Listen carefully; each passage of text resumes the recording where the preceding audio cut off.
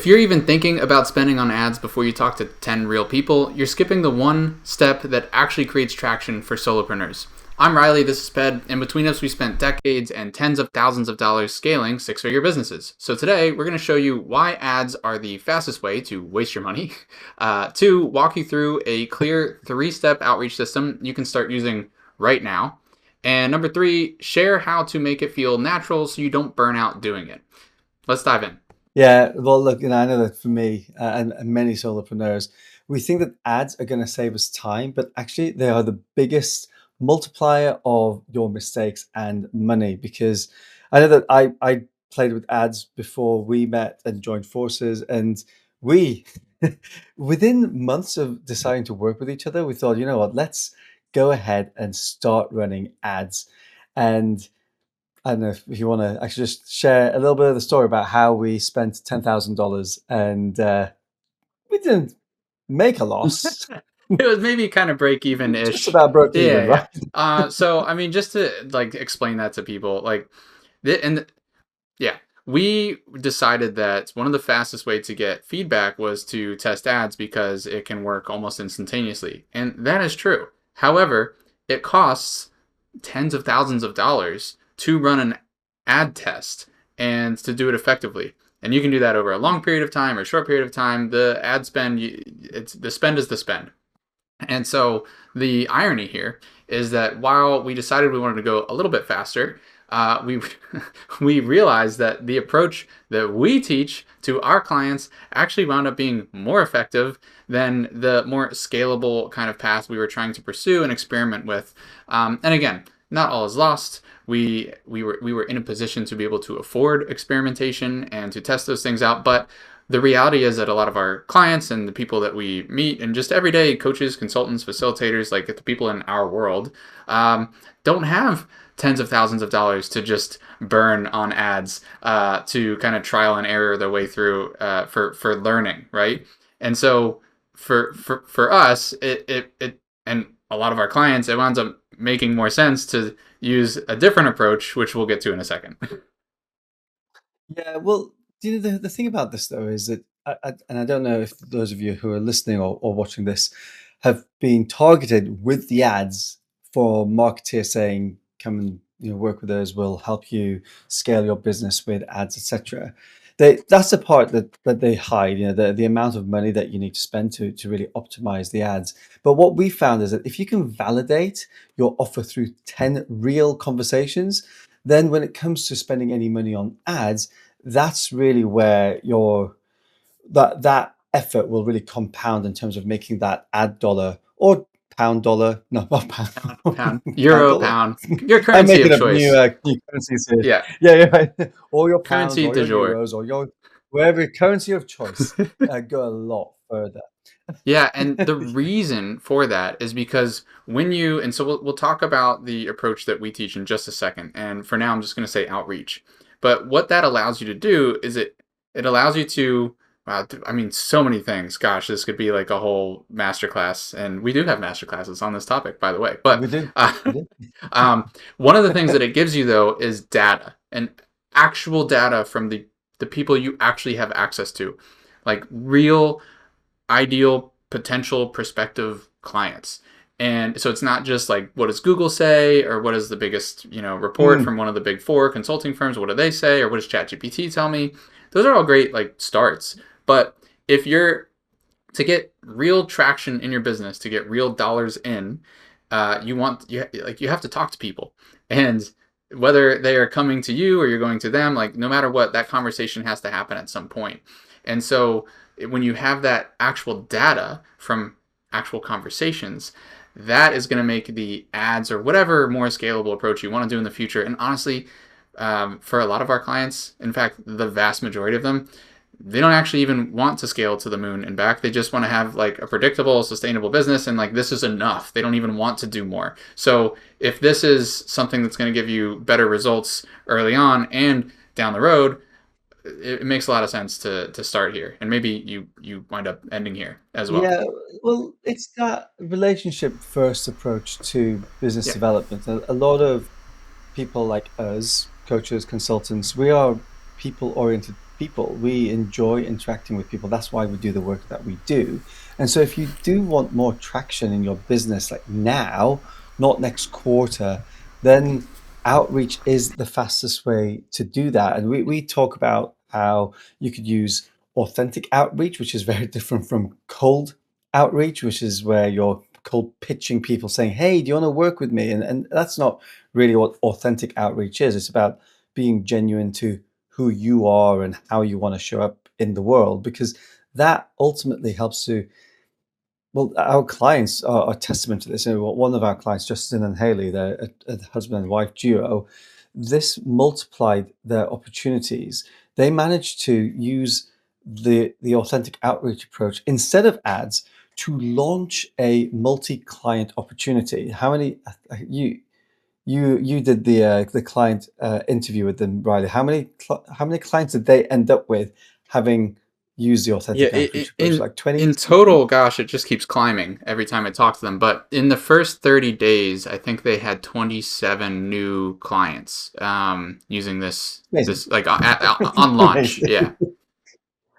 Yeah, So and that's without the ads, right? And it's without side point, without content either. It was just reaching out to people and saying, "Hey," yeah, yeah. So right? And that's why if you want traction like this week instead of like next quarter or the next time you have a big pile of cash to burn through, that's why outreach is the fastest way to get it. And so that's really why we want to talk through authentic outreach. So it breaks down to the 3-step plan, right? The framework that we teach.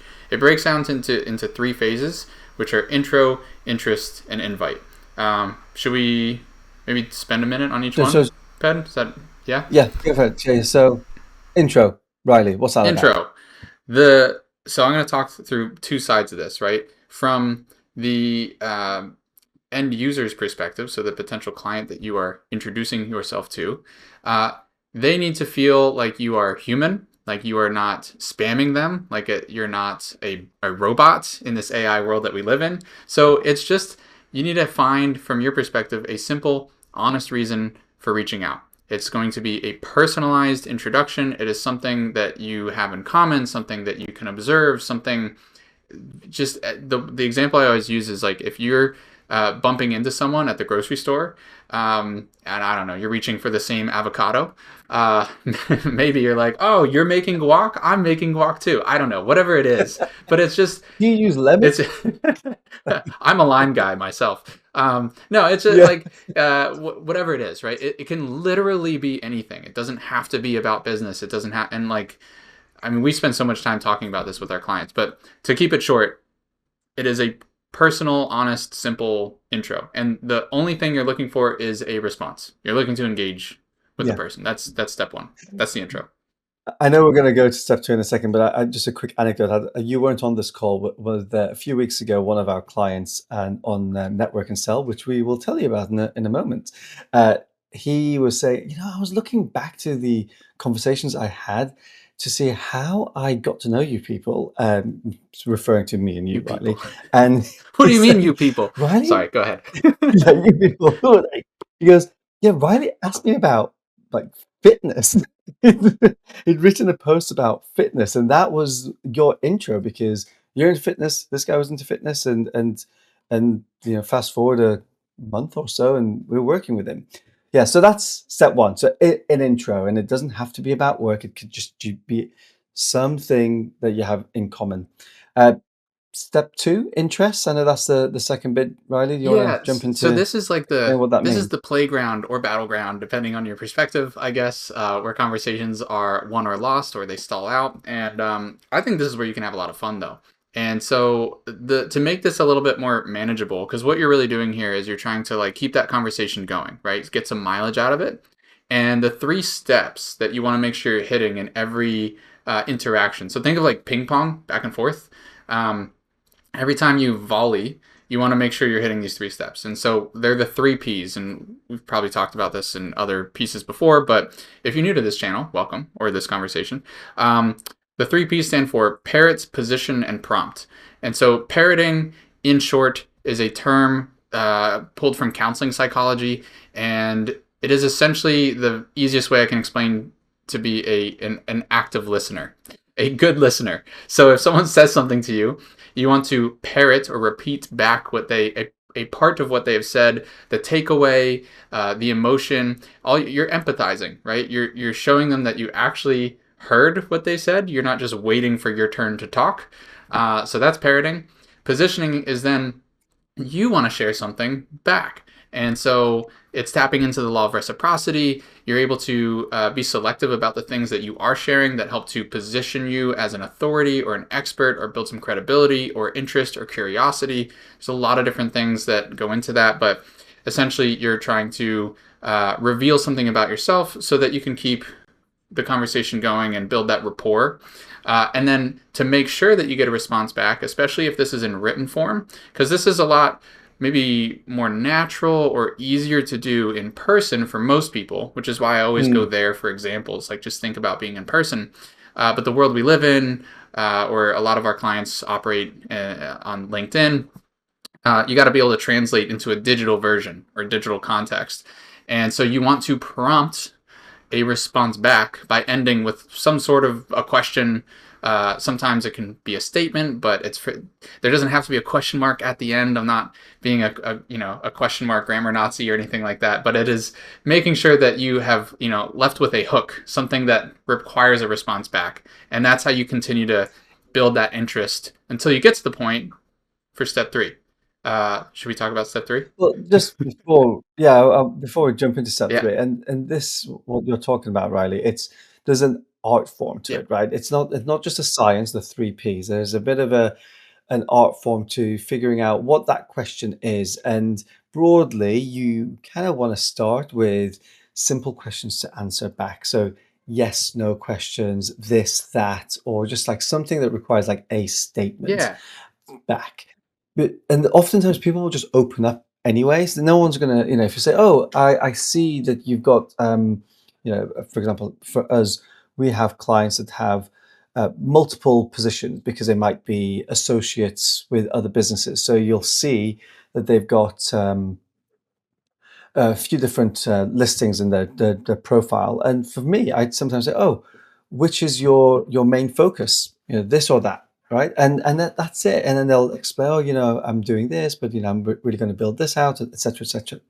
And that gives you an opportunity to then ask a more open question the next time round. That that last bit of the 3 Ps. So it's not there's no hard or fast rule around this building interest piece. It's just a case of having a bit of a Yeah. conversation Yeah. in a way that's genuine. Yeah, yeah, you're just cycling through the 3 Ps over and over again as you're building interest. And as they say, right? Like the best way to be interesting is to be interested. So that is where you want to Exactly. lean into your curiosity. And that's why it's not just 100% business talk. It's actually human to human. Yeah, right. And And so in terms of that's a perfect segue to the third point then, the invite, because that's to be interested.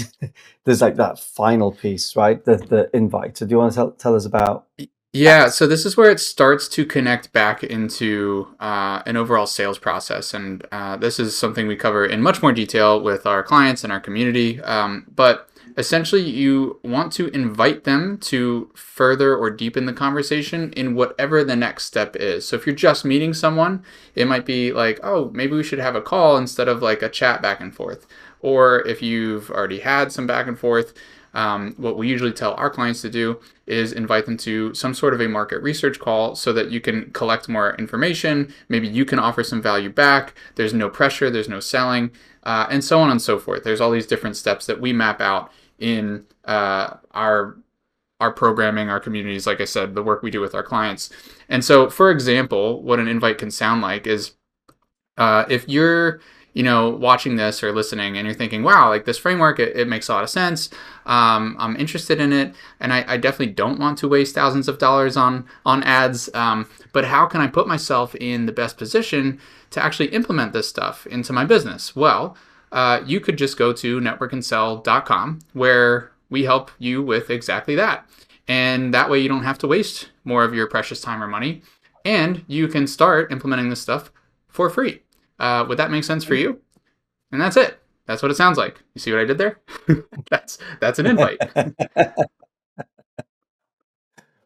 Well, yeah, I know that when you have start having these first few conversations, this is where you realize that it's not about being clever, it's about being consistent with your approach of business development, that relationship first way of doing business, which, let's be honest, even before all this internet stuff, how did people do business? They met people, had some conversations. There was no funnel, like crazy funnels that you'll guide people through all these different websites and all that stuff. None of that used to happen. It's only a recent thing.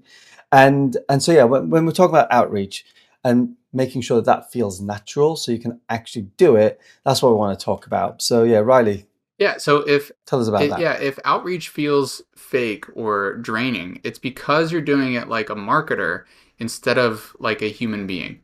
And I mean, it used to feel very uncomfortable for me. I remember my very first business actually doing cold calls, which is a form of outreach, but it's cold outreach, and it's like the most Ooh, nerve-wracking one, I think, hardcore. of all of them. You have no screen to hide behind. And what made this feel better was when I started to frame it a little bit differently. I framed it more as kind of like practice or putting in the reps rather than me just going straight into pitching. And again, this is the difference between cold outreach and what we are talking through of authentic outreach.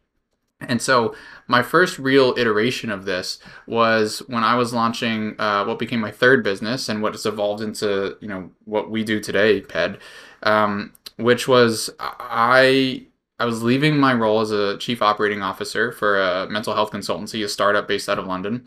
My income was going to zero, and I was like, I need to figure something out. What am I going to do? And I was not only under kind of that financial pressure of thinking like I need to have some sort of income, but I was also thinking about just my life and career. I was like, what do I want to do next? I can go in so many different directions. I've done consulting before. I'm sure I could find a role at another startup, kind of more of a career path.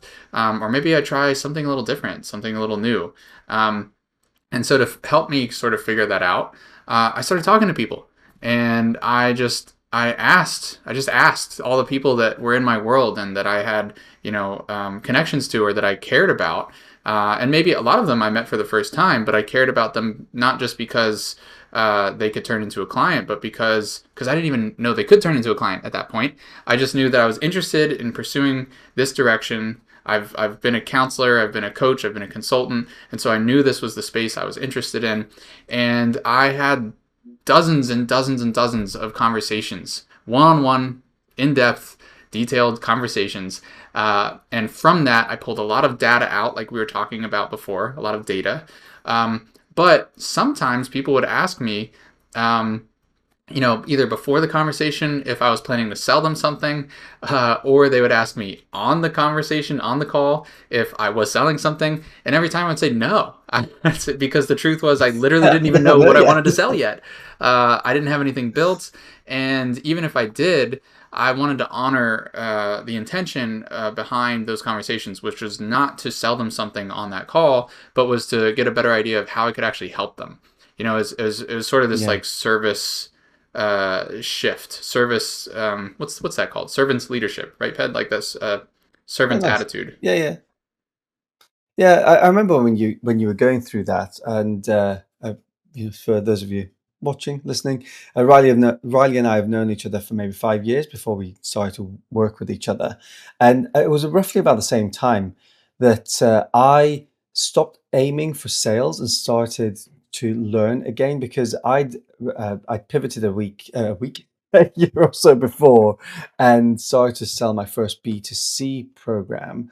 It was a workshop design mastery program, and there was I was getting a trickle of people through. I ultimately ended up working with a couple dozen people, maybe a little bit more than that, but it wasn't quite exactly where I wanted it to be. And there was something that I would teach within my process because I'm a learning designer, and part of the learning design process is speak to your learners. Now, there's this very different from customer, but it's the same mindset, right? And I was like, well, let me just apply what I teach others and what I have done a gazillion times over decades, and just go and reach out to potential customers and ask them questions. And that actually became a lot more fun for me, and it really leaned into the stuff that I'm just better at than what I thought of as sales. Turns out there's very similar skill set anyway. Asking questions, being interested in other people, and serving people as a result of what you find out about them.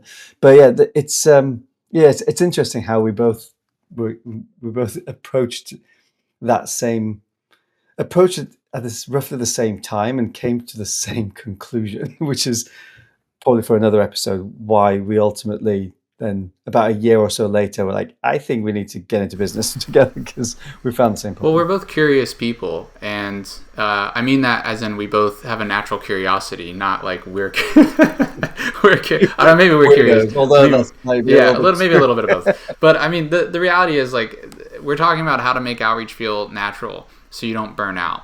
And so the mistake that a lot of people make is like if it feels weird because you're just trying to make money, like that's a sign that you're making it about you instead of about them.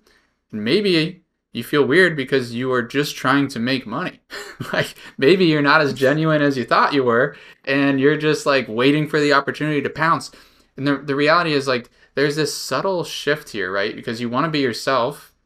It's just you want to be yourself around people that you can actually help that can turn into opportunities where like that's what business is. Like you want to like business is about helping people. So if you're spending all day talking to I don't know, grandmas in nursing homes and you have nothing to offer grandmas in nursing homes, then you're probably not going to get a lot of results out of those those conversations.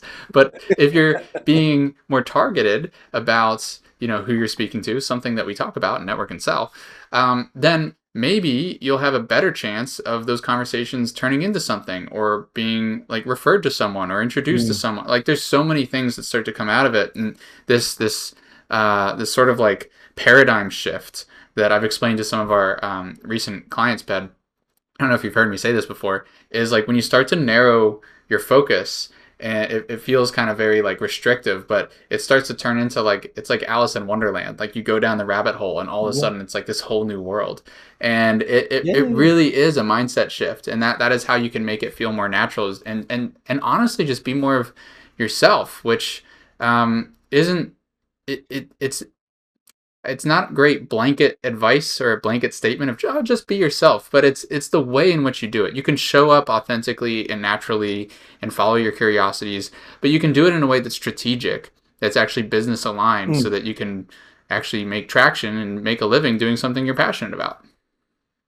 Yeah, it's strategic, but also if it's also really if it's leading you to do things that are natural to you, which is having good conversations with people, which I'm going to make a massive assumption that a lot of you watching this are really good at.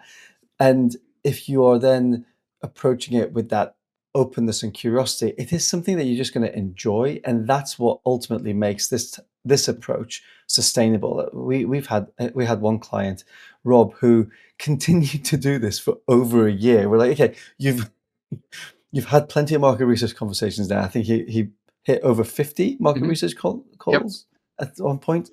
And but he was just enjoying them, and it was working. He kept getting clients from this because he was using it as an opportunity to keep on refining things. So yeah, it is something that once you get into the groove of things can be very enjoyable and sustainable. So should we tell people Yeah. How to, how to do that? but I mean, to your point though, just like what we said earlier, Ped, like that's exactly what we find for so many of our clients is that, um, if you enjoy talking to people, specific in your specific niche, like you can just keep doing that. Like this can be this is probably not an approach that's going to take you to multi seven figures and beyond. But if you're just trying to get your business off the ground, have some sustainable income, get your first sale, get to six figures, like this is a very a very reasonable and reliable tried and true approach to getting there. And so yes, that kind of the how. So we've talked through the three phases of authentic outreach, the three steps within the interest phase, and sort of the just some kind of high level things, just to keep it short here, that you should be paying attention to is like you want to be doing this consistently, and so having some sort of a daily rhythm. And this really varies depending on how much time you're willing to actually spend on your business, not just in it, but having at least a few, 3 to 5, if not 10 or more, messages a day that you're actually sending to people, talking to people. And you can just do the math on that. Like how many how many clients do you want? And how many conversations do you think you have with people who are actually interested in your services? And you can just keep working your way backwards. I literally just posted this. You probably saw that, Yeah, in the in the community. Yeah. community. Yeah. Like actual benchmark numbers, which by the way, if you wanted to check it out, like you can go there, and it's one of the most recent posts, so you can see it. By the time this comes out, you can search in our community for it as well. So that's one, is the consistency piece. Again, we talked about curiosity, so that's sort of the second highlight or checkbox, is just use your curiosity as a compass. And this is where we do a lot of work in the beginning stages to make sure that people are pointed in a direction that actually stands a chance of having some traction. Very important, because we just want to make sure that we're aligned with reality of where there's a market and what you can get paid for and to do. So I'll just leave that one at that. And then finally, it comes back to that human piece, and it's just being conversational. Yeah. So this is, like I said before, it can literally be anything like that you're talking about, and you're just shifting the conversation over time to something, again, that you should both be interested in, but that is maybe more business centric, depending on whatever your business is about. Mm. Does that Good. make sense? That's Yeah. pretty much it. That makes Yeah. sense. Yeah. So, just to summarize, like a daily rhythm of just reaching out to people, 3 to 5 people, use curiosity, and just be human. Yeah. That can't be too hard, Yeah, right? there we go. That's it. So when you stop trying to sound so professional and you start being a little bit more personal, like that's when these things come together and you get more clarity and more confidence and more clients. And yeah, it's a nice place to be. And if we just loop that back to what we started off this whole podcast episode around ads, right? You don't need ads, you don't need more ads if you're running ads already. If they're not working for you, and if you do want to just get your business going a little bit, getting a little bit more traction, you probably just need more authentic conversations. If you start there, then when you do come to really wanting to grow your business further through scaling and all those things, if that's what you want, then those ad dollars will go a lot further. You'll 10x the amount of effort that they or the amount of leverage I'll give you, which is exactly what our clients that we told you about earlier, Justin and Haley, reported back to us, because they are now running ads, but they held off doing that to do the work that we said that they did. And I got targeted by ads from them Oh, did you? relatively recently. But So they told me, I don't know if they told me that they still got a better conversion rate and better results from authentic outreach than they did from the ads. And again, it's well, they need to spend $10,000 to optimize it. yeah, But it's interesting. Yeah, it is. It's still working for them though, and that's why they're doing the ads, because it's it's better than having just spent that $10,000. They are getting something back because of that time that they spent. Anyway, but 100%. Yeah, yeah. And it's all about yeah, like the steps, and so often you see and hear about people. It's kind of like the tip of the iceberg thing, right? Where you don't know everything that's going on beneath the surface, and you just see the gurus and the, I don't know, multi-millionaire billionaires who are telling you this or that, but it's all about like what stage of the journey you're on, and just being honest with yourself and having that level of awareness. And it's hard to do on your own. Again, we teach people this stuff, and we still have made these mistakes multiple the times. mistake ourselves. Yeah, Yeah. no. So if hopefully if this has been helpful for you, if this sparked anything for you, then hey, make sure to like, comment, subscribe, join our newsletter if you haven't already, for some behind the scenes tools and templates. And we will see you on the next one. Toodles.